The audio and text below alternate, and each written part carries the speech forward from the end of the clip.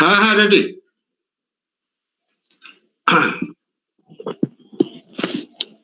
एतोहब ते चलाक कना तिहिङा ताड़वारी 2020 कन्वर्सेशन तिहिङ दो महित 27/10/2020 तिहिङा ताड़वारी एपिसोड नंबर दो हुयुग कना 57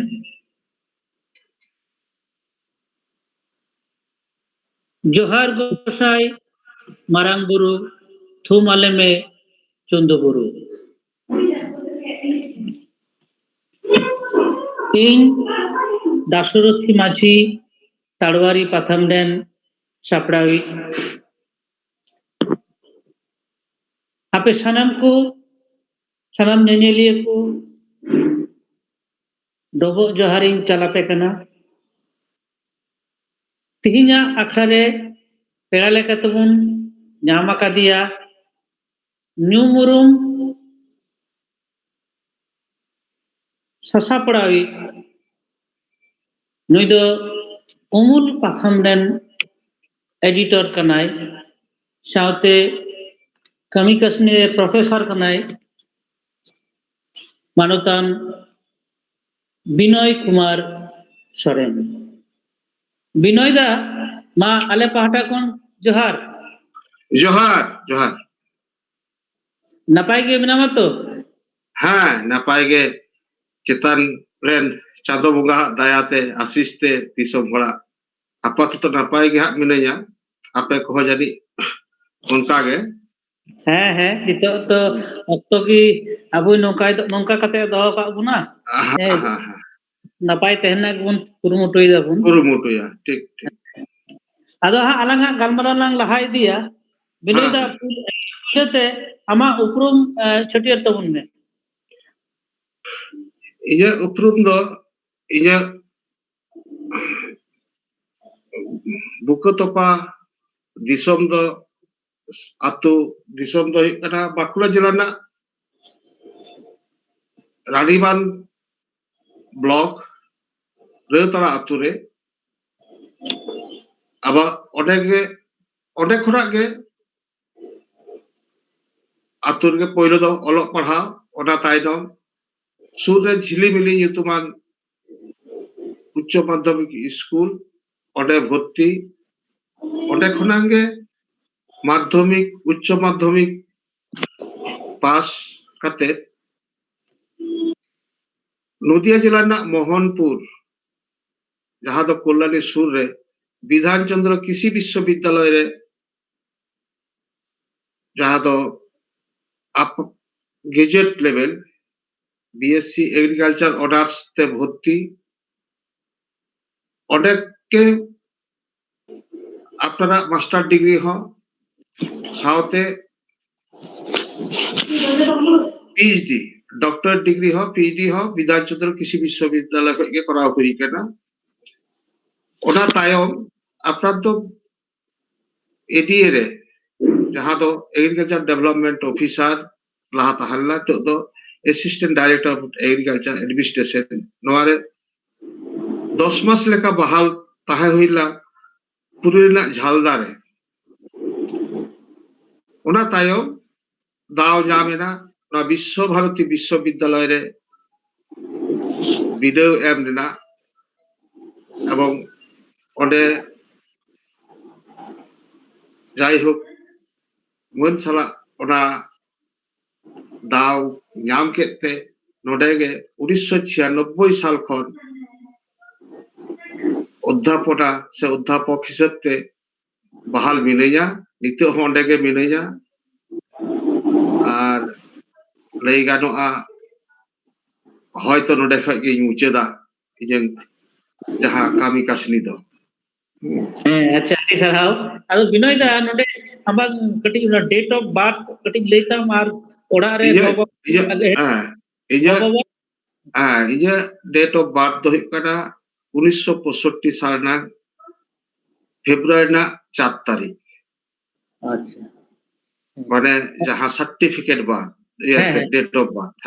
ado onaga to bon mana batawa ar হ্যাঁ bankhan হ্যাঁ do sedai do হ্যাঁ abon gogo baba ko do ona do doang ko guruto kat tahen ado unkuak katha leka do tahen la bangma Jhet boga Songkranti jai hok ado oda niye do babon la ado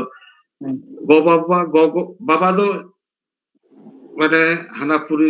kena adi marang rege ᱤᱧ ᱡᱚᱠᱷᱚᱱ 7 ᱠᱷᱚᱱᱟᱜ 8 ᱤᱧ ᱨᱟᱠᱟᱵᱼᱟ ᱱᱚᱝᱠᱟᱱ ᱠᱟᱞᱤ ᱯᱩᱡᱟᱹ ᱥᱚᱢᱚᱭ ᱜᱮ ᱠᱟᱞᱤ ᱯᱩᱡᱟᱹ ᱫᱚᱥᱟᱨ ᱦᱤᱞᱳᱜ ᱜᱮ ᱱᱚᱣᱟ ᱫᱷᱟᱹᱨᱛᱤᱯᱩᱨᱤ ᱵᱟᱹᱜᱤ ᱠᱟᱛᱮ ᱪᱟᱞᱟᱣ ᱠᱟᱱᱟᱭ ᱧᱩᱛᱩᱢ ᱛᱟᱦᱮᱸ ᱞᱮᱱ ᱛᱟᱭᱟ ᱞᱚᱫᱚ ᱥᱚᱨᱮᱱ ᱚᱱᱟ ᱥᱟᱶᱛᱮ ᱜᱚᱜᱚᱣᱟᱜ ᱧᱩᱛᱩᱢ ᱫᱚ ᱴᱷᱟকুᱨᱢᱚণি ᱥᱚᱨᱮᱱ ᱩᱱᱤ ᱦᱚᱸ ᱤᱧ ᱡᱚᱠᱷᱚᱱ 9 ᱠᱷᱚᱱᱟᱜ 10 ᱤᱧ ᱨᱟᱠᱟᱵᱼᱟ ᱩᱱᱤ ᱫᱚ ᱞᱟᱹᱭ ᱜᱟᱱᱚᱜᱼᱟ ᱥᱚᱨᱦᱟᱭ ᱛᱟᱭᱚᱢ ᱛᱟᱭᱚᱢ ᱜᱮ ᱩᱱᱤ ᱦᱚᱸ ᱟᱹᱰᱤ ᱫᱩᱠ ᱥᱟᱞᱟᱜ ᱱᱚᱣᱟ ᱫᱷᱟᱹᱨᱛᱤ ᱵᱟᱹᱜᱤ ᱠᱟᱛᱮ ᱤᱧᱮ ᱴᱩᱣᱟᱹᱨ ᱦᱚᱴᱚ ᱠᱟᱫᱤᱧ ᱛᱟᱦᱮᱸᱫ ᱴᱩᱣᱟᱹᱨ ᱦᱚᱴᱚ ᱠᱟᱫᱤᱧᱟᱭ ᱢᱟᱱᱮ ᱞᱟᱹᱭ ᱜᱟᱱᱚᱜᱼᱟ ᱢᱟᱫᱽᱫᱷᱚᱢᱤᱠ ᱞᱟᱦᱟ ᱨᱮᱜᱮ ᱵᱟᱱᱟ ᱦᱚᱲ ᱱᱚᱣᱟ ᱫᱤᱥᱚᱢ ᱠᱷᱚᱱᱟᱜ ᱫᱚᱠᱤᱱ ᱥᱟᱦᱟᱣ ᱠᱟᱱᱟ ᱦᱟᱱᱟ ᱫᱤᱥᱚᱢ ᱨᱮ उनकिना नितोग दो जतो किछु ᱦᱮᱸ ᱟᱫᱚ ᱵᱤᱱᱚᱭ ᱫᱟ ᱛᱟᱦᱞᱮ ᱚᱠᱚᱭ ᱴᱷᱮᱱ ᱠᱷᱚᱱᱮᱢ ᱛᱟᱦᱞᱮ ᱱᱚᱣᱟ ᱯᱟᱲᱦᱟᱣ ᱠᱚ ᱟᱫᱚ ᱟᱞᱮ ᱫᱚ ᱵᱚᱭᱦᱟ ᱛᱤᱱᱟᱹᱜ ᱯᱮ ᱛᱟᱦᱮᱸ ᱠᱟᱱᱟ ᱟᱞᱮ ᱫᱚ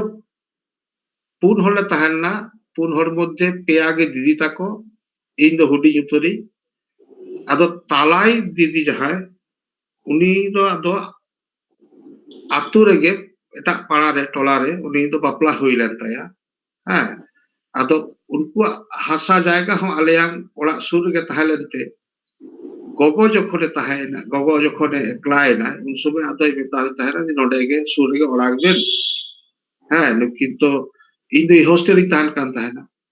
ताले आर हपन दे तहन कान तहना मेता अलिन चेका एकलाई तहना ता नोडे गे ओड़ा गेन ताले मेसतबो तहना आदो ओडे ओना उन खुना गे उनकी ताला दे तिजांगे इरेन दो गो बाबा से अभिभावक बनते नित दाबी हो मेना किने अच्छा आदो ताले कटी हुडी उमर दो अडी हरकत की पारम कदम हरकत परे नोंका कष्ट जदि हयतो खूब कम हड़ा गे हुई केटा आपना तो ओका बेड़ा जॉब नाम कना ओका बेड़ा दो बाग एमन की नामाल कछाड़ हो गोगो साथे उन समय हेई कना कारण अवस्था दो दिकू ओडे तो रोताड़ा रे दो सुडी जहां मंडल उनको जमींदारी तो तहलेनते बागवा उना जमींदारी तो अब हड़ा गे तहला ना उनको हांडी आखरी आखरी ते जतो को हताव का आदो उनाते उनको कुटे चास बास समय खटाव और अपना जा उडे तहला इन चेता उनाते तो संसार बाग चला कान तहना उनाते के लई गानोआ मिधा दो नामाल हेज कना हुल हड़ा हलांग मेनते जे ओने हुल माने जहां हुडू युरु दो ओना हलांग मेनते मेनखान गिदरे गी तहला उन दो स्कूल आरी भर्तिया आदो ओना को दो गुरुत्व दो बांग तहलेना आपना ठेन दो चला आयो एई तो बछरे मिधा दो नामाल कछाड़ तो चला हो दई ताको से गोगो ताको हेई पातान गे उन समय ना कष्ट को तो ले खान तो नितो दो नेहा रन गिदरे को दो ओना दो कहानी से गल्प ला को मनेया आपना दो जनरा दाबनी हो जो हुई कना जारे दाबड़ी हो गुंदरी दाबड़ी हो पेड़ा पड़े को हेज लेखा दो हयतो उनको लगी दो चावले दाका आपना लगी दो जारे दाका नोंकान अवस्था हो पारम कना अरे तले बिनोय दा जे आमा हुडी उमर रे नुनो हरन हरकेत आमा जीवन ताहे कना आदो उन समय के आम कोकनो भबित लेदा जे नोंकान नुनो मारंग जेगेट विद्यागार रे आमेम प्रोफेसर हुआ आदो नुनी जे आमा उत्तर हुइना नो उत्तर नंदो आमा आमा कुरुमुटु से आरो जाय को गड़ो को मिना नवा आमा नवा दो अडी भागी कुकलिता उत्तरन दो सारी कथा दो कुकुमु दो नदवांग तहलना जे तो मेट्टे कुकुमु तहलना जे नुनु अभाव अनटन रे मेट्टे के उपाय जदि जहाना पढ़ाव कते चाकरी जाम ओनाते माध्यमिक पास कते गे आदो पोस्ट ऑफिस उन दो पीएनटी रे को हातात को ताहेना नंबर बेसिस ते ओना लगित ते उन समय होना लई गानोआ पोस्ट ऑफिस से चाकरी जाम लगित ते पोस्ट मास्टर एम्प्लॉयमेंट एक्सचेंज तुम ऑल दो होइना और ना उसकुर उद्गार दो लई गानोआ बाबा कुकमु ताहेलना किछुटा बाबा जहाई हो माने असमय रे चलाव करना दो आबोआ विभिन्न रकम समाज नांग लई गानोआ बाड़ी अरसम तेगे हाँ अपना तो आदि हुडी क्लास 7 री पढ़ा विषय में अदो ऑटोमेटिकली उनी तो किंतु जखन के पढ़ाओ समय दो सब समय के बिते जाए पढ़ा हित तमा द्वितीय कथा कना पढ़ाव कते एमन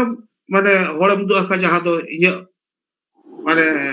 युतुम दोहयना उनी तो प्राय गे थे हम तो डाक्तारी बियाले डाक्तारी पढ़ा कारण है स्कूल पर भर्ती परे गे रिजल्ट तो मोटामुटी फार्स्ट बॉय गी तहलना स्कूल रे अदो आर मिट्टे ये आड़िस तहलना ओना जहां दो खूब कष्ट हुई कान थाले चासबास समय नाहेल को माঝে को जोड़ा होचई गया तहना अच्छा नाहेल है ओना नाहेल जोड़ा समय जतो खना बेसी आड़िस हो कथे उनको लेंडे और केंद्र अदो लसर दो लेंडे कुडुगो गया अदो एतो भीड़ हिरके गिदरा मने तो तत खराब गई क्या अदो मिट्टन के बहाने युदु किया ताले स्कूली चला इन खान दो बांको नाहेल को बांको सब चाहिए स्कूल चला खान तो इस अंत तो 12टा 1टा धरित स्कूल हुआ तारपरे उनदा दो नाहेल को दो बांको सब चला नोआ मिट्टन और ताहला আর যখন গে হাই স্কুলিং চালা না ওন্ডে হ সারি কথা দো আপনারা মান জাহানতে দহ হইলে না এবং ওন্ডে গার্জিয়ান মিটিং রে उन भागी स्कूल तहना जिलेबी स्कूल बछर के गार्जियन मीटिंग को तहना ओना गार्जियन मीटिंग रे हेडमास्टर के मेता तहना बाबा जे नई गिदरे नजर रे कटी दहाय नजर माने भागी ओलो काटा आरो भागी मा 5 खोना 6 जखन रका हम थर्ड लेनी अदम दा फर्स्ट इन लेया अदो उरे लेला बाबा जे नई तो चिकते आले अदो नुका अभाव अनटन दिबो सुनुम ते पढ़ा आय ओका समय सुनुम बांग ताहेना तो ओका समय मेरम डांगरी गुपी हो चला हित तया नोआ तो जाय पढ़ा करा ते पढ़ा करा उरे आदो सारी कथा ना स्कूल रे टीचर को गड़ो सपोर्ट अडी मारांग माने काबी का जहा दो इन हॉस्टेल को दो ताले नई तो हॉस्टेल व्यवस्था हिवा जखन पढ़ा कना और अब हर समाज रे मिट्टन सारी कथा बाड़ी और सुन तहलना कटी पढ़ाव कते के भागी बांग को पढ़ा आ नोआ मिट्टन दुर्नाम तहलना हां जे माध्यमिक पास के आदो बाय पढ़ा कना नोका दो आदो ना लगिते स्कूल जहां माचेत को उनको को मेन के नई दो नियम विरुद्ध कामिला उन समय तहलना 9 किलोमीटर बाहरे रे जहां ओड़ा उनको दो हॉस्टेल बांग को नामा आदो इन दो ओना बेनाई बे नियम तेके हॉस्टेल दोहना को व्यवस्था किया एटा सेते उदुक किया को हां नुय 6 किलोमीटर डिस्टेंस ताई आले कान दो ओड़ा खना दो स्कूल हे कना ओई 2.5 किलोमीटर जाय हो ओना ते हॉस्टेल का उके दिया एबं हॉस्टेल ताहेन समय गे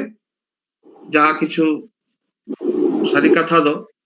ओडे ओडे हो इजन लगी दो आदो ओडे जे मेके 7 खना 8 जखन आर बाबाय गतोयना उन आरो ना दो जोरदार ना बाबाय लई पाय ताले आदो बई पढ़ा दड़े नई दो आदो ओना उनको 7 खना 8 खना दो इन हॉस्टेल को दो के दी हां आदो नोय जे गड़ो नाम किया ओना गड़ो नाम तेगे जा किछु बई खाता वो खाता दो बार हो बई दो जहां तक स्पेसिफिक पे बई के मास्टर को बई के तो लागी पढ़ा करता है और इजन बराद तो तहलना सारी कथा ओड़ा खना 9 टाका चांदो रे हॉस्टेल लगी बाटी साबान उन समय नते बाटी साबान याल का के बन होयतो ओना और हाफ लीटर सुनुम केरासिन सुनुम बेनी निया हि कना ये खरच ओना लगी तो 9 टाका ते हि करता है ना तारपर जखन गोगोय गतोय ना उनखा के नुकिन दो दैती जान की लेके आचे चिकया ताले आतो माध्यमिक ते अब में माध्यमिक तो अली तो होली पढ़ाव के ᱚᱸᱰᱮ ᱚᱱᱟ ᱡᱤᱫ ᱨᱟᱠᱟᱵ ᱮᱱᱟ ᱟᱫᱚ ᱡᱚᱠᱷᱚᱱ ᱧᱮᱞ ᱠᱮᱜᱼᱟ ᱢᱟᱫᱽᱫᱷᱚᱢᱤᱠ ᱨᱮᱦᱚᱸ ᱢᱚᱴᱟᱢᱩᱴᱤ ᱯᱷᱟᱥᱴ ᱰᱤᱵᱷᱤᱥᱚᱱ ᱦᱩᱭᱮᱱ ᱠᱷᱟᱡ ᱫᱚ ᱴᱤᱪᱟᱨ ᱠᱚᱦᱚᱸ ᱠᱚ ᱢᱮᱱ ᱠᱮᱜᱼᱟ ᱟᱢ ᱫᱚ ᱚᱲᱟᱜ ᱜᱮ ᱟᱞᱚᱢ ᱪᱟᱞᱟᱜᱼᱟ ᱠᱟᱨণ ᱚᱲᱟᱜ ᱨᱮ ᱪᱟᱞᱟᱣ ᱞᱮᱱᱠᱷᱟन ᱵᱤᱵᱷᱤᱱᱱᱚ ᱨᱚᱠᱚᱢ ᱚᱥᱩᱵᱤধᱟ ᱫᱩᱠ ᱨᱮᱱᱟᱜ ᱠᱟᱛᱷᱟ ᱟᱸᱡᱚᱢ ᱛᱮ ᱢᱚᱱᱮ ᱵᱟᱹᱲᱤᱡᱚᱜ ᱛᱟᱢᱟ ᱤᱧ ᱫᱚ 12 ᱢᱟᱥ ᱦᱳᱥᱴᱮᱞ ᱨᱮᱠᱚ ᱫᱚᱦᱚ ᱠᱟᱫᱤᱧᱟ ᱟᱫᱚ ᱦᱳᱥᱴᱮᱞ ᱦᱚᱨᱦᱚ ᱞᱮᱠᱟ ᱦᱚᱸ গ্রীষ্ম ছুটি হোক পুজো ছুটি হোক আপনার তো 4 হড় হোস্টেল তাহেন কান ᱟᱫᱚ ᱱᱚᱜᱼᱚᱭ ᱡᱮ ᱢᱤᱫᱴᱮᱱ ᱜᱚᱲᱚ ᱱᱩᱠᱩᱣᱟᱜ ᱟᱢ ᱯᱟᱲᱦᱟᱜ ᱢᱮ ᱱᱚᱣᱟ ᱠᱤᱱᱛᱩ ᱟᱹᱰᱤ ᱵᱮᱥᱤ ᱩᱫᱽᱜᱟᱹᱣ ᱟᱠᱟᱫᱤᱧᱟᱹ ᱦᱮᱸ এবং পরবর্তী এমন ঘটনা হুই কানা ইᱧ যখন মোহনপুর রে পড়াইᱧ চালানা উনও ᱚᱲᱟᱜ ᱫᱚ ᱵᱟᱹᱧ ᱪᱟᱞᱟᱜ ᱠᱟᱱ ᱛᱟᱦᱮᱱᱟ ᱦᱳᱥᱴᱮᱞ ᱞᱟᱦᱟᱧ ᱵᱚᱞᱚᱜ ᱠᱟᱱ ᱛᱟᱦᱮᱸᱫ ᱦᱳᱥᱴᱮᱞ ᱨᱮ ᱥᱩᱯᱟᱨ ᱥᱟᱶ ᱫᱮᱠᱷᱟ ᱠᱟᱛᱮ ᱢᱤᱫ ᱵᱮᱲᱟ ᱜᱟᱱ ᱥᱮ ᱡᱚᱢ ᱠᱟᱛᱮ ᱟᱨᱚ ᱢᱤᱫ ᱫᱷᱟᱣ ᱫᱮᱠᱷᱟᱧ ᱪᱟᱞᱟᱣᱮᱱᱟ ᱦᱮᱸ ᱠᱟᱨᱚᱱ ᱫᱮᱠᱷᱟ ᱪᱟᱞᱟᱣ ᱢᱟᱱᱮ ᱫᱟᱹᱭ ᱛᱤᱧᱟᱝ ᱥᱟᱶ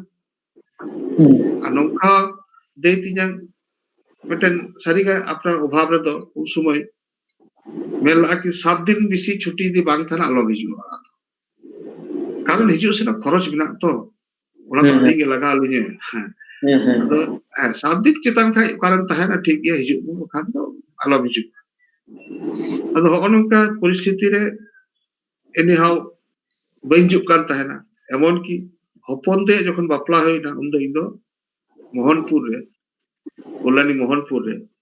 উনিᱭᱟᱜ বাপলা রে পর্যন্ত ᱤᱧ ᱫᱚ ᱟᱫᱚ ᱵᱟᱝ ᱠᱚ ᱞᱟᱹᱭ ᱠᱟᱫᱤᱧᱟ ᱵᱟᱯᱞᱟ ᱦᱩᱭᱩᱜ ᱠᱟᱱᱟ ᱢᱮᱱᱛᱮ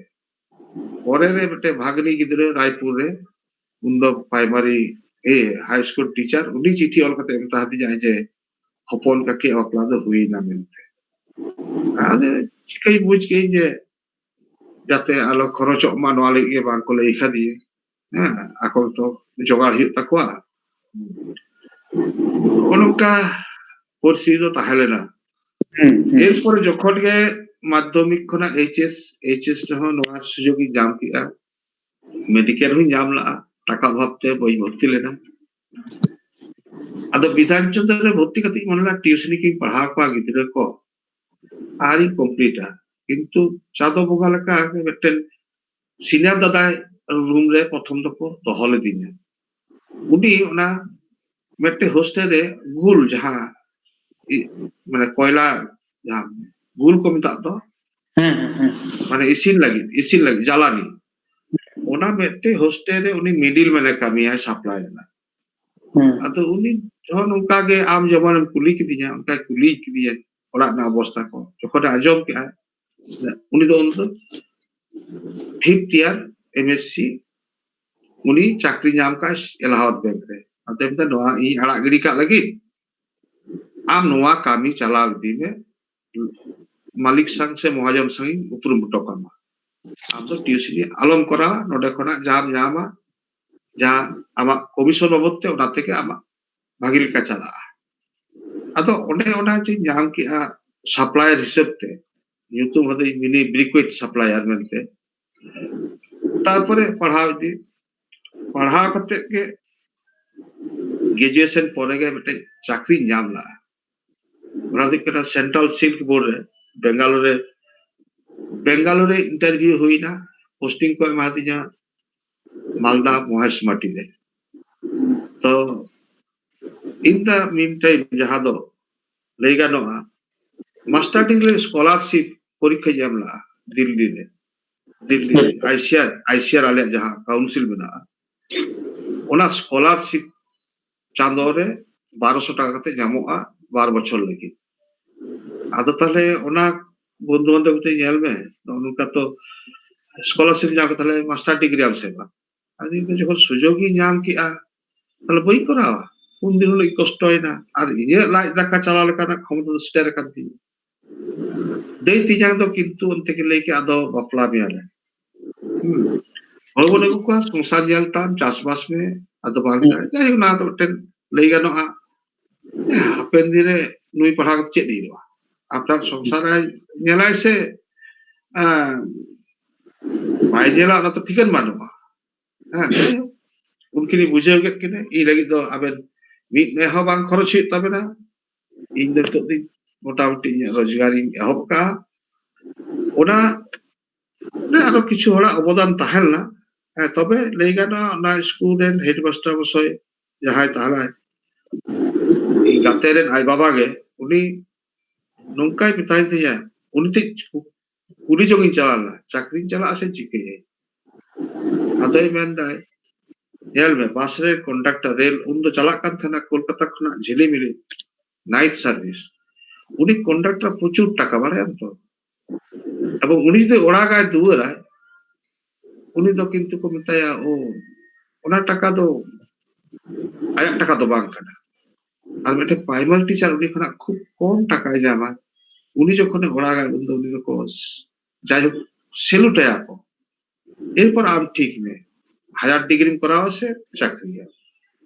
হ্যাঁ চাকরি তো নাম গিয়া तो उनके आदमी ठीक के बाद हायर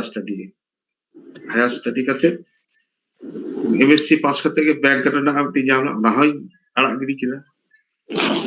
আর যেহেতু অনেকটা মনের একটা দিল দাঁড়ে দিল দাঁড়ে সেটেরে না উনখাই আদমি কে হয়তো ইয়ে মানে অভাব তো আদো বানুয়া যাহা আর্থিক অনটন ওনা দুই কাটাও গুকা আদো যাহা কান গে বাবা লেলা ডাক্তার হইক তামা ওনা ডাক্তার বাগ রহ আদো নাইলে মিদটেন ডক্টর তো জন বইসে মা নোয়া পুরো কতি কিন্তু ভাইয়া বাবা তো ওনা হতে তে লই গানোa পিএইচডি রে আলো পিএইচডি স্কলারশিপ এক্সাম কিয়া ওনা কো মাধ্যম থেকে লই গানোa আপনার তো নিত নলে সেটেল হই হ্যাঁ মানে আশা তো বাং তাহলে না হয়তো কিন্তু নোয়া তো লই গানোa কিছুটা ওনা কো যত কিছু যোগ সাজস থেকে নলে সেটেল দাঁড়ে হাতেই ᱟᱹᱰᱤ ᱱᱟᱯᱟᱭ ᱵᱤᱱᱚᱭ ᱫᱟ ᱟᱢᱟᱜ ᱡᱟᱦᱟᱸ ᱠᱟᱹᱦᱱᱤ ᱟᱨᱠᱤ ᱱᱚᱝᱠᱟ ᱦᱟᱨᱚᱢ ᱦᱟᱨᱠᱮᱛ ᱛᱮ ᱯᱟᱲᱦᱟᱣ ᱠᱟᱛᱮ ᱩᱱᱟᱹᱜ ᱥᱟᱺᱜᱤᱧ ᱮᱢ ᱦᱮᱡ ᱟᱠᱟᱱᱟ ᱱᱚᱜᱼᱚᱭ ᱡᱮ ᱟᱢᱮᱢ ᱠᱟᱹᱢᱤ ᱠᱟᱫᱟ ᱠᱟᱹᱢᱤ ᱤᱫᱤ ᱠᱟᱫᱟᱢ ᱱᱚᱣᱟ ᱨᱮ ᱟᱹᱰᱤ ᱦᱚᱲ ᱜᱮ ᱜᱚᱲᱚ ᱠᱚ ᱮᱢ ᱠᱟᱫ ᱢᱮᱭᱟ ᱨᱤᱡᱷᱟᱹᱣ ᱠᱚ ᱮᱢ ᱠᱟᱫ ᱢᱮᱭᱟ ᱨᱤᱭᱟᱹᱣ ᱠᱟᱫ ᱢᱮᱭᱟ ᱠᱚ ᱩᱫᱽᱜᱟᱹᱣ ᱠᱚ ᱮᱢ ᱠᱟᱫ ᱢᱮᱭᱟ ᱟᱫᱚ ᱱᱚᱝᱠᱟ ᱛᱮᱜᱮ ᱡᱟᱦᱟᱸᱭ ᱯᱮ ᱱᱚᱣᱟ ᱟᱠᱷᱲᱟ ᱯᱮ ᱟᱸᱡᱚᱢᱮᱫ ᱛᱟᱵᱚᱱᱟ ᱧᱮᱧᱮᱞᱤᱭᱟᱹ ᱠᱚ ᱱᱚᱣᱟ ᱟᱠᱷᱲᱟ ᱡᱟᱦᱟᱸᱭ ᱯᱮ ᱟᱸᱡᱚᱢ ᱛᱟᱵᱚᱱᱟ যে তিহিᱧ আবু সামang রে পেড়া লেকাতে মেনায়া ডক্টর বিনয় কুমার সরেন নই ᱫᱚ ᱵᱤᱥᱥᱚ ᱵᱷᱟᱨᱚᱛᱤ ᱡᱮᱜᱮᱛ বিদ্যাগাড় রেন এগ্রিকালচার রেন প্রফেসর কানাই ᱟᱹᱰᱤ ᱦᱟᱨᱚᱢ ᱦᱟᱨᱠᱮᱛ ᱛᱮ ᱚᱞᱚᱜ ᱯᱟᱲᱦᱟᱣ ᱪᱮᱫ ᱠᱟᱛᱮ ᱟᱭᱟᱜ ᱡᱤᱛ ᱛᱮ ᱟᱭᱟᱜ ᱠᱩᱨᱩᱢᱩᱴᱩ ᱛᱮ ᱟᱭᱟᱜ ᱠᱟᱹᱢᱤᱦᱚᱨᱟ ᱛᱮ ᱱᱚᱝᱠᱟᱱ ᱡᱟᱭᱜᱟ ᱨᱮ ᱥᱮᱴᱮᱨ ᱟᱠᱟᱱᱟ ᱡᱟᱦᱟᱸᱭ ᱯᱮ ᱟᱸᱡᱚᱢᱮᱫ ᱛᱟᱵᱚᱱᱟ ᱟᱥᱚᱜ ᱟᱞᱮ ᱱᱚᱣᱟ ᱟᱸᱡᱚᱢ ᱠᱟᱛᱮ ᱟᱯᱮ ᱦᱚᱸ উদ্গᱟᱹᱣ ᱯᱮ ᱧᱟᱢᱟ ᱨᱤᱡᱷᱟᱹᱣ ᱯᱮ ᱧᱟᱢᱟ ᱟᱵᱚ ᱥᱟᱱᱛᱟᱲ ᱥᱚᱢᱟᱡᱽ ᱨᱮᱱᱟᱜ ᱡᱟᱦᱟᱸᱭ ᱱᱤᱛᱚᱜ ᱚᱝᱲᱟ ᱯᱚᱝᱲᱟ ᱠᱚ ᱢᱮᱱᱟᱜ ᱛᱟᱵᱚᱱᱟ ᱢᱮᱱᱟᱜ ᱯᱮᱭᱟ ᱟᱯᱮ ᱦᱚᱸ ᱱᱚᱣᱟ ᱟᱸᱡᱚᱢ ᱠᱟᱛᱮ ᱯᱮ ᱨᱤᱡᱷᱟᱹᱣ ᱯᱮ ᱱᱚᱝᱠᱟᱱ ᱡᱟᱭᱜᱟ ᱨᱮᱯᱮ ᱞᱟᱦᱟ ᱪᱟᱞᱟᱜᱼᱟ ᱵᱤᱱᱚᱭ ᱫᱟ ᱟᱹᱰᱤ ᱥᱟᱨᱦᱟᱣ ᱟᱫᱚ ᱦᱟᱸᱜ ᱚᱸᱰᱮ ᱞᱟᱝ ᱜᱟᱞᱢᱟᱨᱟᱣᱟ ᱚᱞ ᱵᱤᱞ ᱟᱨ ᱯᱟᱛᱷᱟᱢ ᱥᱟᱯᱲᱟᱣ ᱫᱚ ᱟᱢ ᱫᱚ ᱚᱠᱟ ᱞᱮᱠᱟᱛᱮ ᱦᱮᱡ ᱮᱱᱟ ᱛᱤᱥ ᱠᱷᱚᱱ ᱱᱚᱣᱟ ᱠᱚᱫᱚᱢ ᱮᱦᱚᱵ ᱠᱮᱫᱟ ᱪᱮᱫᱟᱜ ᱮᱢ ᱮᱦᱚᱵ ᱠᱮᱫᱟ ᱚᱠᱟ ᱞᱮᱠᱟᱛᱮ ᱠᱚᱢᱤᱴᱤ ᱯᱮ ᱵᱮᱱᱟᱣ ᱠᱮᱫᱟ ᱱᱚᱣᱟ ᱠᱚ ᱵᱟᱠᱷᱨᱟ ᱱᱤᱛᱚᱜ ᱫᱚ ᱜᱟᱞᱢᱟᱨᱟᱣ প্রথম তো অলবিল না মিদটেন ওনে যে মিদটেন কথা কানা যে কোনো অলবিল না তায়ম রে হয় দুঃখ কাহিনী তাহেনা কিংবা সুখ কাহিনী তাহেনা তো যে কোনো হড়াগ জীবন রেগে আদো ওই যে একটা দুঃখ না একটা জীবিকা দিয়ে নোয়া হতে আপনার নিজে নিজে কিছু কিছু অল হুᱭᱩᱜ কান তাহেনা অল হুᱭᱩᱜ কান তাহেনা মানে লই গানোa অনেনা স্কুল না যাহা ওয়াল ম্যাগাজিন নোয়া করে এম হুই কানা বাংলা থেকে এত টুকটাক সারহাও জাম বাড়া হুই কানা ওনা সাথ সাথে মানে উন্দ আবহাওয়া পতক তো সারি কথা তো কারাম ñama bang tahen na ado আপনার অল হুᱭᱩᱜᱼᱟ মানে অনড়হে ko কাহিনী ko mid barya ado ololte আর বই খাতা বই কিরি হুᱭᱩᱜ kan tahena na potop sereñ potop jaha do pata tadi re akhriñoᱜ kan tahena 10 টাকা 8 টাকা nongka ছোট ছোট বই ওনা ko hataw kate ado pahao bara হুᱭᱩᱜᱼᱟ un সময় তারপরে আন্দোলনে বাংলা ওনা উন্দ না অলচিকি না যাহা তে দিয়ে অলচিকি মুভমেন্ট লেখা হ্যাঁ আদো অটোমেটিক মিদটেন সাঁওতা চিতান তো সাঁওতা যাহা মিদটেন এনএম সাঁওতাল লাই যাহা যদি করা গানক খান নৌকা একটা চিন্তা ভাবনা তো ভিতরে ভিতরে তাহেলেনা আদাতে নোডে জয়েন কাতে গে আদো যত হড়াগ মনে হয়তো সুপ্ত তাহেলনা আদো উনগে মিদ বছর 12 বছর পারম খাতকে আদো গালমারা আলোচনা বাড়া হুᱭᱩᱜᱼᱟ যে নৌকা বীরভূম জেলা নুনমারা মিদটেন nyutuman জায়গা শান্তি নিকেতন যাহার দো রবীন্দ্রনাথ ঠাকুরা কর্মস্থল পীঠস্থান অথচ আবো সান্তাড়া chain বানুয়া anjom bala huna adi marang te Gopal Murmu Sagen Sakam ente mit bada isui ucil lai ona ado hapi tekana অথচ যেলক কানে যাহা তিনাᱹᱜ পুঁথি পতᱚᱵ বাঁকুড়া পুরুলিয়া মেদিনীপুরে গে পুর করে গে আবো হড়ᱟᱜ ᱫᱚ ᱚᱞ ᱵᱤᱞ ᱠᱚ ᱱᱟᱜ ᱯᱚᱪᱚᱜ অথচ ᱱᱚᱝᱠᱟᱱ ᱢᱤᱫᱴᱮᱱ ᱯᱤᱴᱷᱚᱥᱛᱷᱟᱱ ᱞᱮᱠᱟᱱ ᱡᱟᱭᱜᱟ সাহিত্য ᱨᱮᱱᱟᱜ ᱮᱴᱟᱜ ᱦᱩᱭ ᱪᱚᱱ ᱥᱮ ᱵᱟᱝᱞᱟ ᱨᱮᱱᱟᱜ তাহলে আবো ᱪᱮᱫᱟᱜ ᱱᱚᱝᱠᱟ ᱵᱟᱵᱚᱱ ᱮᱦᱚᱵ ᱫᱟᱲᱮᱭᱟᱜᱼᱟ ᱩᱱ ᱨᱮᱜᱮ ᱟᱫᱚ ᱥᱟᱹᱨᱤ ᱠᱟᱛᱷᱟ ᱫᱚ ᱠᱚᱢᱤᱴᱤ ᱞᱮᱠᱟ ᱞᱮ ᱫᱩᱲᱩᱵ ᱮᱱᱟ ᱡᱮ ᱛᱟᱦᱞᱮ ᱪᱮᱫ ᱵᱚᱱ ᱪᱤᱠᱟᱹ ᱫᱟᱲᱮᱭᱟᱜᱼᱟ ᱟᱫᱚ ᱩᱱ ᱨᱮᱜᱮ মোটামুটি 8 জন লেখান কমিটি আতে এহব না প্রথম আর কি যে উমুল এবং নোডের পোস্ট মেলারে লিফলেট আড়া হইনা যে নোডে খনা মিটেন ম্যাগাজিন উচ্ছেনক কানা অল বিল কো ভেজা লাগিতে আর 10 কানা লিফলেট আড়া হইনা এবং ওনা দো পোস্ট মেলারে ওনা পোস্ট মেলারে আড়া পরে গে লেই গানোa আডি আডি আইমা জায়গা খনা সানি লেই গানোa আবরেন যাহাই ডোমানসো সমীর উনিয়া পর্যন্ত চিঠি যাবে nungkan uni lay ke bang ape ahop pe sarige dorkar kana niya postcard ko chithi ekhono mena apnar ten doho nungkan hola jokhon udgeo jamna note suhit bhomik ke man ko ado onate 2003 ado 2002 na post mela le ahop kiya iye to na committee le গঠন kiya আর 2003 রেনাং জানুয়ারি খান March প্রথম ইয়ে তো উচ্চল এহব মেনা যাহা তিনা all বিলাতে যাতে এহব লাগি এহব হতে আছে আর নৌকার কিছু যাহাই হয়তো সুপ্ত তাহলেন তাকো আছে ইচ্ছে ভিতরিতে তাহলেন উনকু আদো ওনা গালমারা মাধ্যম তে সদর কে হ্যাঁ হ্যাঁ হ্যাঁ ইচ্ছে দো মেনা আছে আপনার সানা হবে না উনখাই কে তো ওনা কো সারি কথা কমিটি গঠন না আচ্ছা আচ্ছা আচ্ছা নয়া যে কমিটি পে গঠন করে পে আদো ওনা উমুল নয়া উমুল পত্রিকা না যেহেতু মূল দ চা পে দহ কেদা না অকাল কাতে না মানে umul do barapia katha ye rakab rena ado umul na jahate umul mane to jahana মানে সিতুং খনা দা খনা জাপুর খনা আপাতত উমুল গবন পাঞ্জায়া আদো আবহাওয়া সাঁওতা রেনাং সাহায় রেনাং যদি যাহা কো মেনা ওনা যদি উমুল দহ দাড়ে আবো যাহা তো বেশ তাহেন মা সে তলতে তাহেন মা সে সাজাওতে তাহেন মা আলো বাড়িজক মা হয় শীততে ওনাতে ওটে উমুল না যাহা চিতর মেনা সে পচ্ছদ তুমদো টামাক কিন হ মেনা যাতে সংস্কৃতি হ আর তো অল বিল তালাতে যাতে তাহেন মা ওনা হতে থেকে উমুল নিতুম দো সারি ঠাড়ো গোটা লেনা সারি তো আচ্ছা আচ্ছা যাতে আবো সাঁওতাই উমুল কা মা সাঁওতাই উমুল কা মা ঠিক ঠিক ঠিক আডি আডি না নিতো নোয়া যখন কমি হরা পে হক কিতা পে তাহলে ওকাল কানা অল বিল কো সেটেরিনা ওকানা কানা অল বিল কো পে নাম কিবা আছে ওকাল কানা অল প্রায়োরিটি পে এমাদা আপে নোয়া পত্রিকা উচ্ছন উন সময় প্রথম আলে যাহা কো না কত লই গানোa প্রবন্ধমূলক গেলে জামলা আর কবিতা মানে অনড়হে আদো ওনা পরে পরে 20 বছর পরে গে মোটামুটি কিছু রিকোয়েস্ট মানে করা হইলা মানে লই গানোa অনলিয়ে কোঠে মানে স্পেসিফিক কিছু ওনারে 10টি কভারেজ লে দহল না রিকেলা 10টি টপিক চেতারে সে সাতাম চেতারে যেলেকা অনড়ে কাহিনী নোয়া কো তাহে চন সেরেন তাহেনা সাও সাওতে গিদরে কো আখড়া যাহা তো লই গানো গরম আখড়া তাহেনা লান্দাহাটি অলো পড়াটা খবর চাকরি বাকরি না খবর নোয়া কো যাতে ওনা পে চাঁদো মধ্যে না যাতে পে চাঁদো ভেতরে নোয়া তো উছনোa ওনা মধ্যে যাতে কভার মায় সাথে আবো রান মুরগা রেনা যাহা আদক কাটা রান মুরগা না কথা তাহেন মা আর কিছু তাহালা যেমন মানে সারি কথা দো তুমল কাহিনী সে কুমল অনড়হে তো নকা কিছু কিছু উচ্ছরে ওনা তো বলে সাপড়া দাঁড়ে থাকেন মেনখান অভাব से आदो बांग नाम लेना ऑल को दो बांग सपड़ा दाड़े ते बार बछर गान चलाव कना उनका जतो नवा को सता मते तापर आदो जा नामक कना उनका के हाँ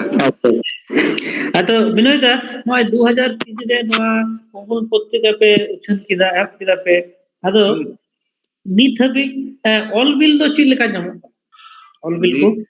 माझे तालामाला रे ऑल बिल दो भागी नामक आता है किंतु नितो सोइदम दारो ठोस अकाना सारी कथा दो मारे ओनोलिए को भेजाय ताहेना नितो उनको जहां को बिना पता बोना उनको ऑल के माने समय रे नामोआ दामा कान गया नाहा ओनोलिए को ऑल तो कम गे नामक काना सारी कथा ओना हतेते नितो ओना ना क्वालिटी जहां मान ओना मान दोहो हो कटी मुश्किल कना अपना तरफ कना या अदो बांग नाम खाय दो छापा को हुयुक कना हां आर लई गानोआ मिटे आटेन ओना जदियो छापा हुयुक का हो आलेया तो मिटे हयतो जस दो हुयुक कना जदि को तैयार खा दो ऑलते उनको उद्योग को नाम तो ओनोलिए को हां ताले छापा कताय में परे आरो सुधरावाय पढ़ावाय हां ओनाते जतो कना गले छापा दा तो अच्छा अदो बिनो दो नोंडे कुली मिया नोआ मूल पाथाम रेन ग्राहक तो चिलका मेना को आ नोआ पाथाम रे पढ़ाव खड़ को चितो को नाम कना उनकोआंग तुका कमेंट जहो कना नि हां आदि आदि दुख ना कथा एवं যথার্থ कुकली हां ग्राहक ना प्रथम जखन आले ना जहां इंडेक्स खाता ले खुलेव ला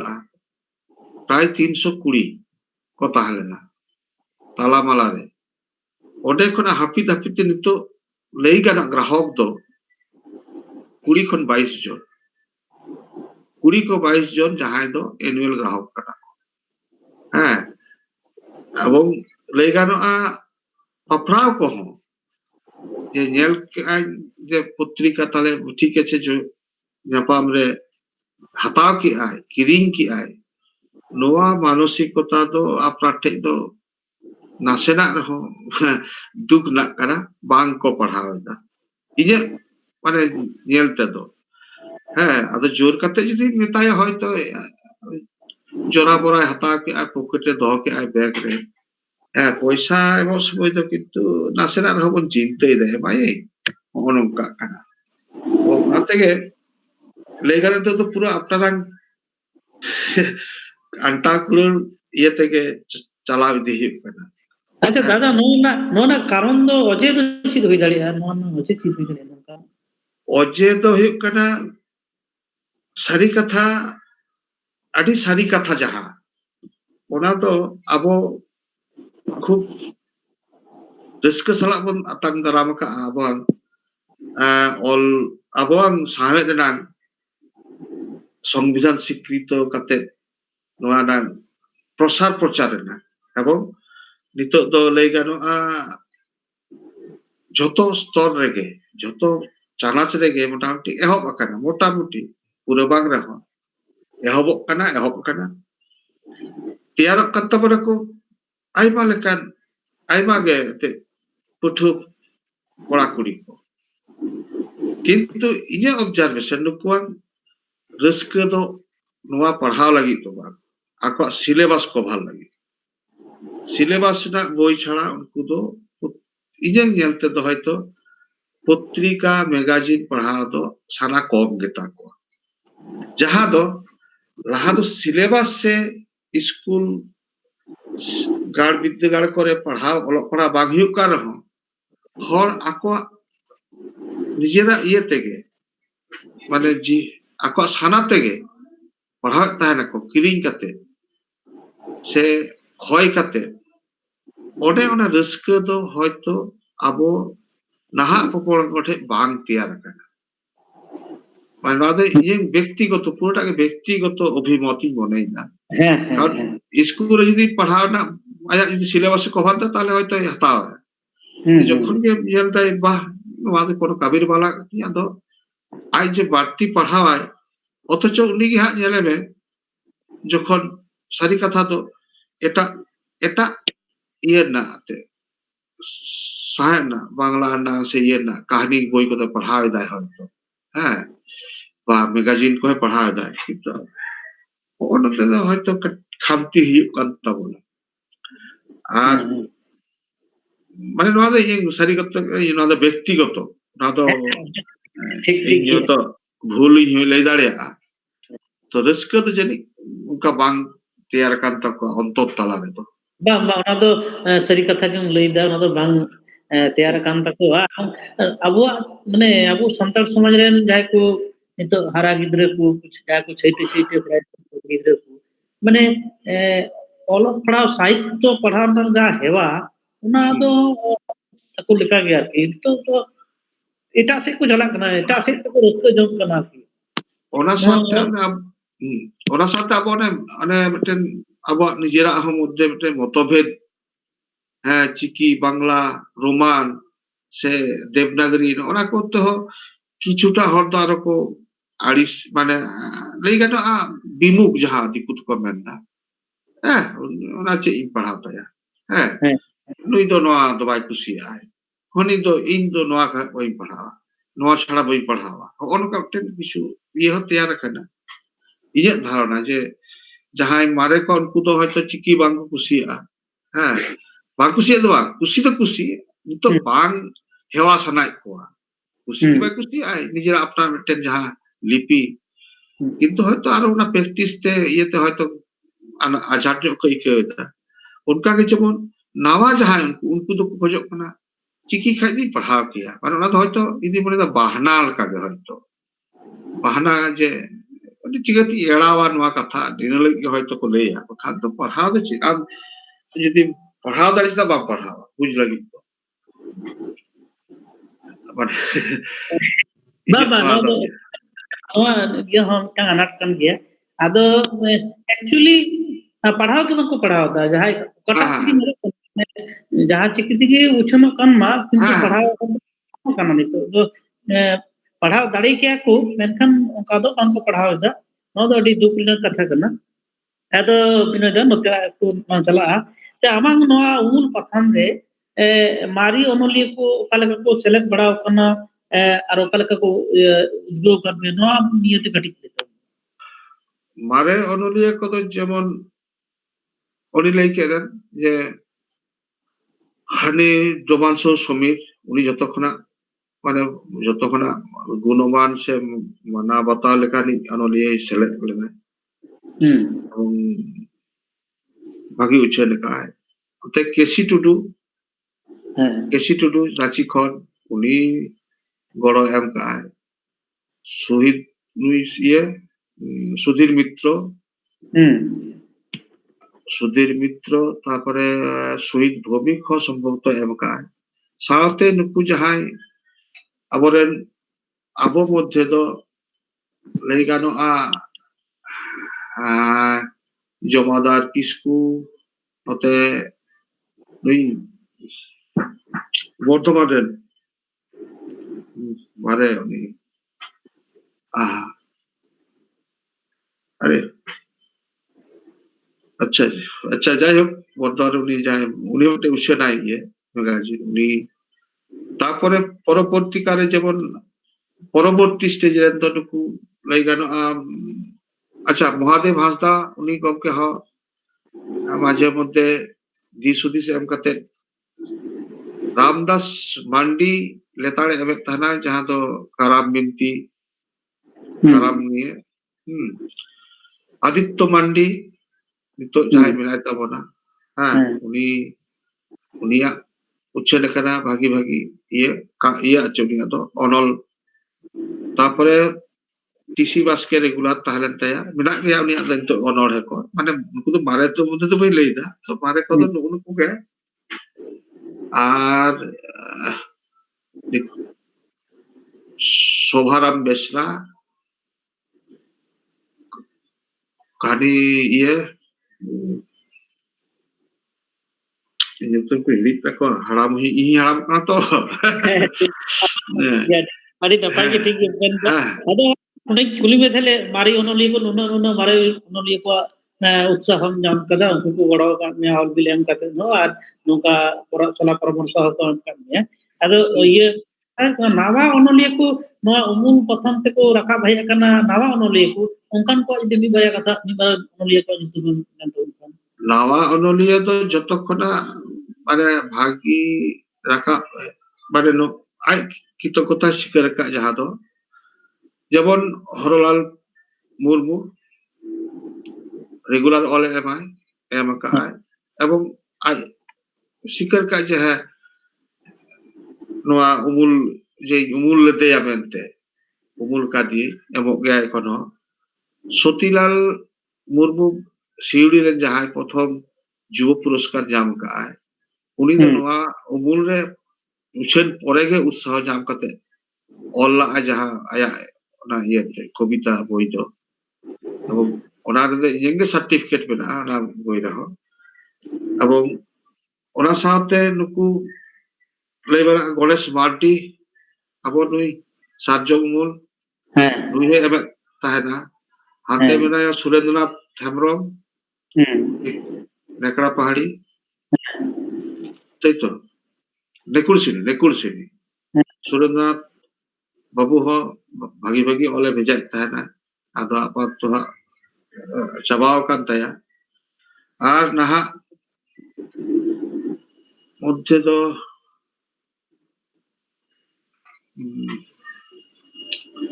आदो माने रेगुलर बेसिस ते जेहेतु बांग को भेजायदा ओनाते दिशा जहाँ रेगुलर भेजा ऑटोमेटिक यूट्यूब रे हिजुग ठीक ठीक अरे नपाय आदो दादा नोटिंग कुलिमिया जे नय पत्रिका पे उछन अगुइदा पे कमिटी नो पत्रिका उछन बात करते साहेब अखड़ा सापड़ा नौकना कमी होरा को पे साब बड़ाव कदा हाँ अले नोआ 10 বছর পূর্তি যখন হই না ওরা লাহা 9 বছর হলে করা লা হুডি সেই গালবারা আখড়া দেবতা তালাতে আর 10 বছরে তো ন্যাশনাল সেমিনার লে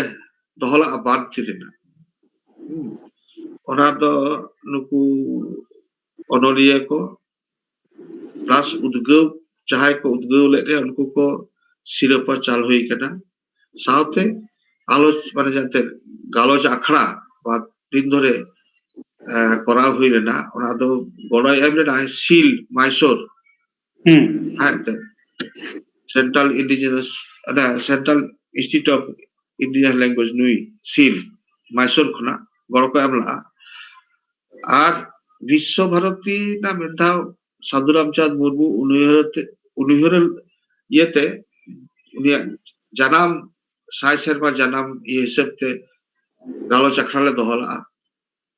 ओंडे ओंडे हो जतो नेता कते गे गालो चिए को दोहो हुई लेना आर ओना साथे चेष्टा बड़ा एई केना जे लई गानो निये बार जेमन इये होते ते कोरोना होते ते सामा जहां ते अब सावता आरी कामी लेकाते रेंगेज हर को माने जे दान दक्षिणा एम हुई केना आर आले तो रेगुलर नोआ उमुल पाहटा ना उमुल प्रथम ना पाहटा खड़ा के आले तो ओने जहां अब नाटक माने गायन है प्रा प्रति बছর के नोआ दले इया अगुइदा सापड़ा अगुइदा एवं राज्य से कोनो फाइनल लेवल धरी ओले सेटर कना आदिबार के हाँ नोआ दो साइड ये ताले जहां तो दिन कालम हो अलीपुरदुआर रे नाटक इदी हुई लेना सेकंड राज्य रे सेकंड पोजीशन नाम कता रुवर हुई कना अच्छा आदो चेष्टा ही कना नुका कते के साहे चाचा साथे साइड जहां ताबो समाज ना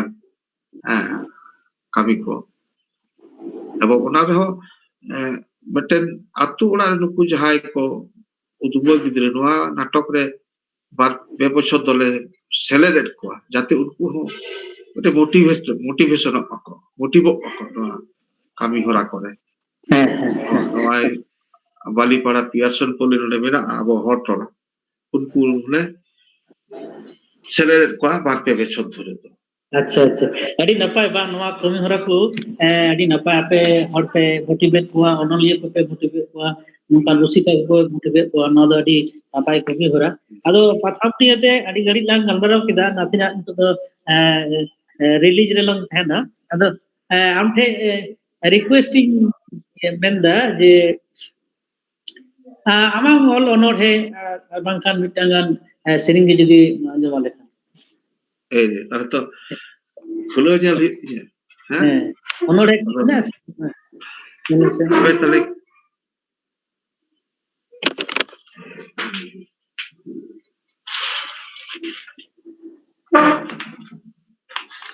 nyanyeliya ko nyelek tabuna pe Visva Bharati জেগেত বিদ্যাগার রেন প্রফেসর ডক্টর বিনয় কুমার সরেন সাউ গাপাল মারাও যাহাই দো অমূল পাথম রেন এডিটর কানাই আজম के ताबुना पे उनिया हुडी उमर रंग कथा ओकालिका हारन हारकेते अलग पढ़ावे चीज कदा आ नय नोंकानां जायगा रे हेज सेटेर काना आजम के ताबुना पे ओकालिकाते ako umul patham komite ko benaw kida benaw kate umul patham ko parsal aguida pasna aguida ko ona saute savet akra gayan noa ko oraw idida ona saute katha katha te ajom ke tabuna pe nito all bilre sahityo padhaw re seita koda gidre kuri gidre ko okaleka mitang oniha janok kana ग्राहक को बाको nyamok kana पढ़ाव को बाको nyamok kana all भी हो लाहा लेका बांग सेटेरok kana नोआ को नang ana हुनर अजे आया किंतु हम ना पे समझ करा itu tapi रिलीज अपन परफॉर्मेंस माध्यम तया ऑनर हो आजम मुना ओने परे आगो हा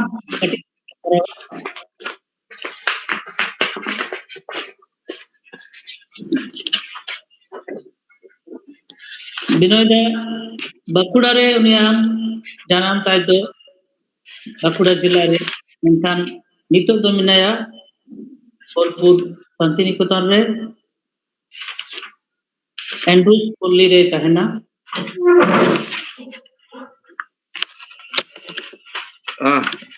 अदो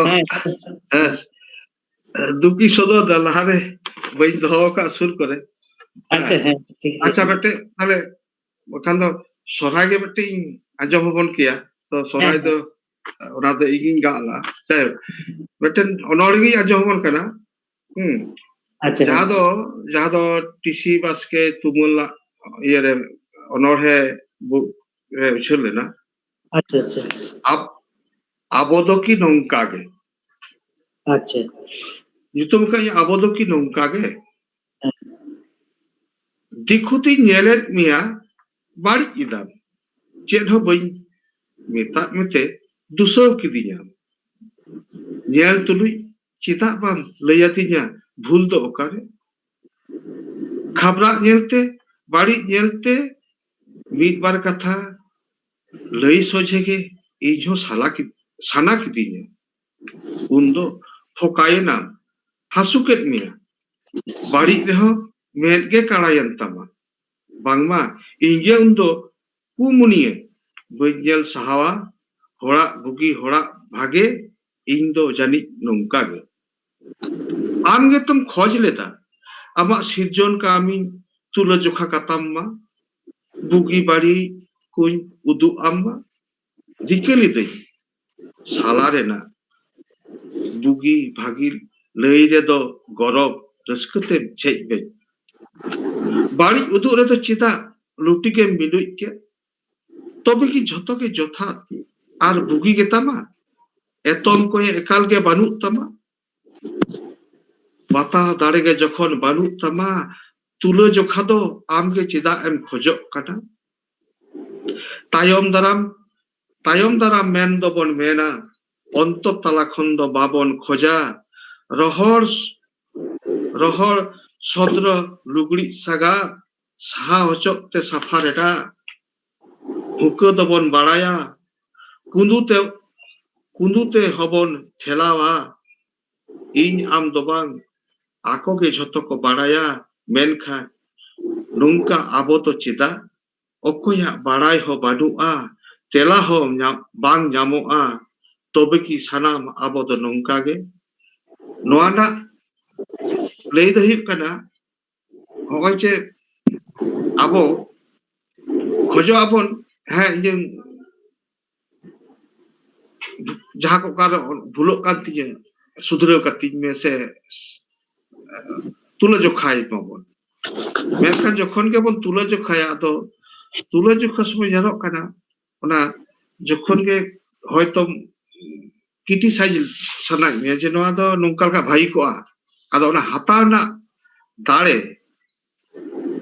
ᱟᱵᱚ ᱧᱮᱞᱚᱜ ᱠᱟᱱᱟ ᱵᱟᱹᱱᱩᱜ ᱛᱟᱵᱚᱱᱟ ᱟᱫᱚ ᱚᱱᱟ ᱤᱭᱟᱹ ᱠᱟᱛᱮ ᱱᱚᱣᱟ ᱫᱚᱧ ᱚᱞ ᱞᱟᱜᱼᱟ ᱡᱮᱦᱮᱛᱩ ᱢᱮᱱᱟᱠᱚ ᱢᱟᱱᱮ iya ho তুলজোখা গে মতে মাং সাহায্য কামিয়া ভাগি লাগি তেতো ওনা হতে তো নদিন হল্লা अच्छा अच्छा अच्छा अदो ये विनोद आप आमा ऑल लोका पुथी को मुछन पड़ाव को दसो বা পুঁথি তো বই ছেকা তো হয়তো চিন্তাই তাইম ñokte अच्छा বই ছেন কা পুছন अच्छा अच्छा अच्छा विनोद नोडे मिटन कुकली में कुकली तो ही नोका आम तो नोडे माचेल लेकाते मिना मिया अदो दिन को अडी दिन खन कमीदा विश्व भारती जगत विद्यागर कमीदा अदो आमांग नई केते लई में जे ओलोक पढ़ाव रे संताल हपन को ओलोक पढ़ाव रे संताल हपन को नितो ची लेका को लहा खाना ओना साथे सावता कमी होरा से साधे रे उनको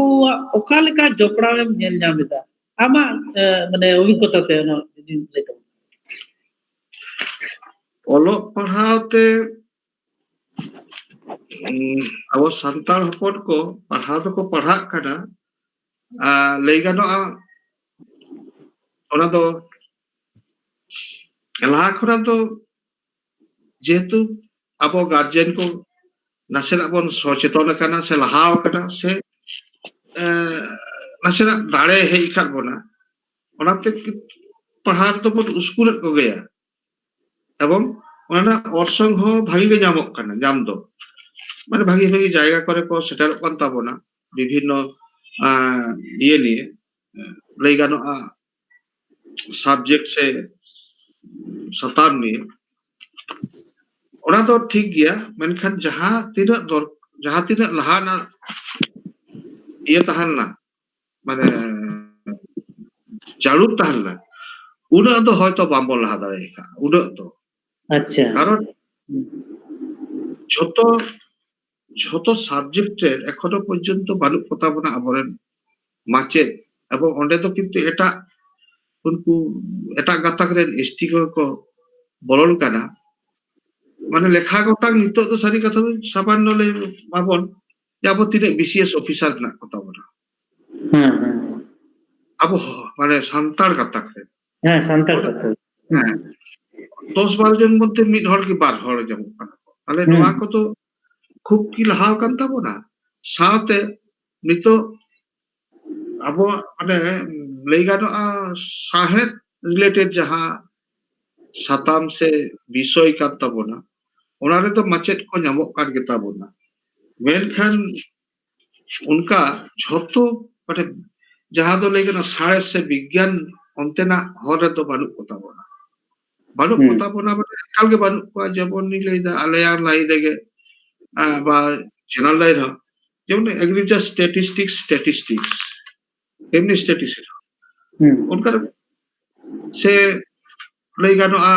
बायोटेक्नोलॉजी रे ओना को किछु किछु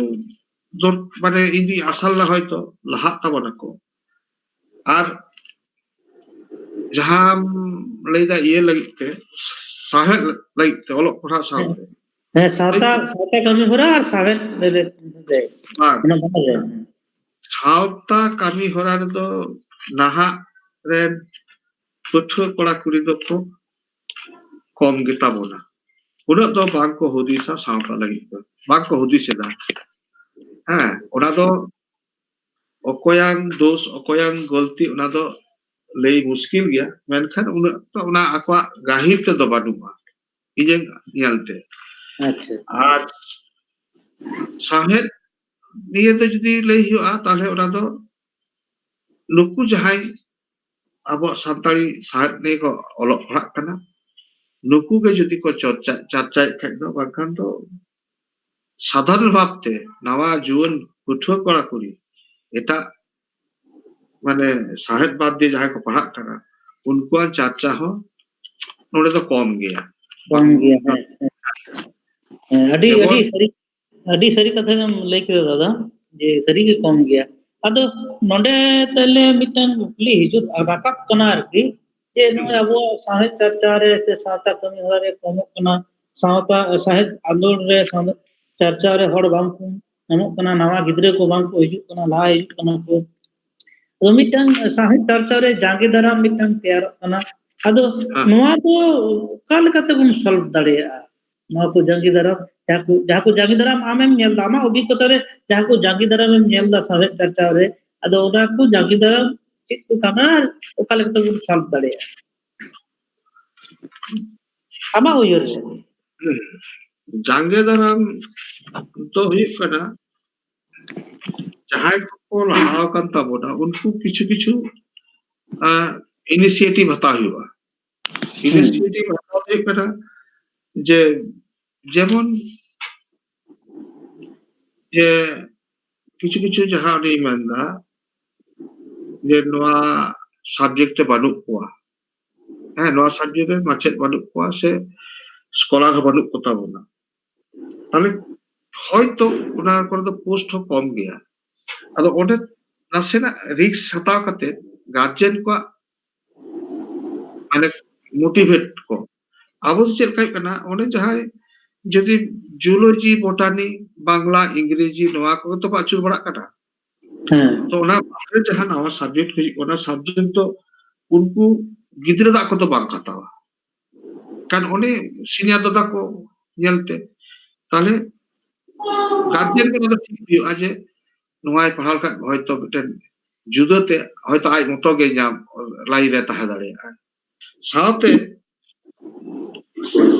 तरी कते कना अबो सावता लगी से साहे लगी तो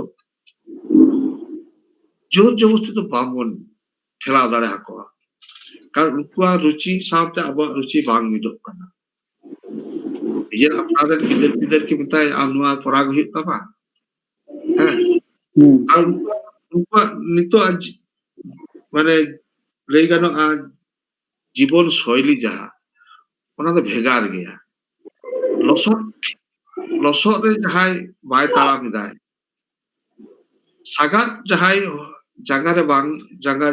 माने दोतरे उनी से पेंट रे लगावाय कना उनी तो ओना ना लसो ना जहां ते हिरके और सगा ना जहां साइगा उना तो भाई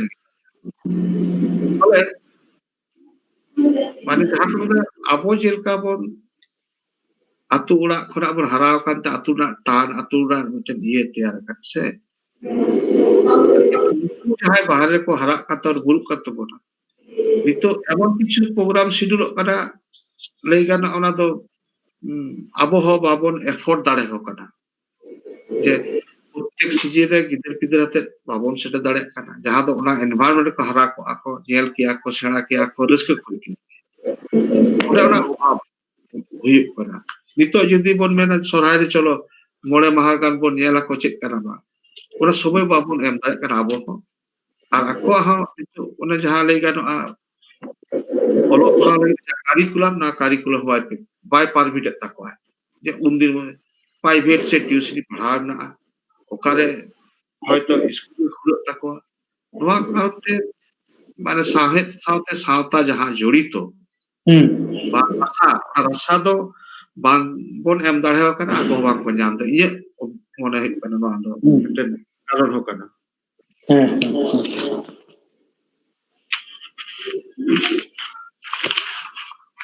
Ada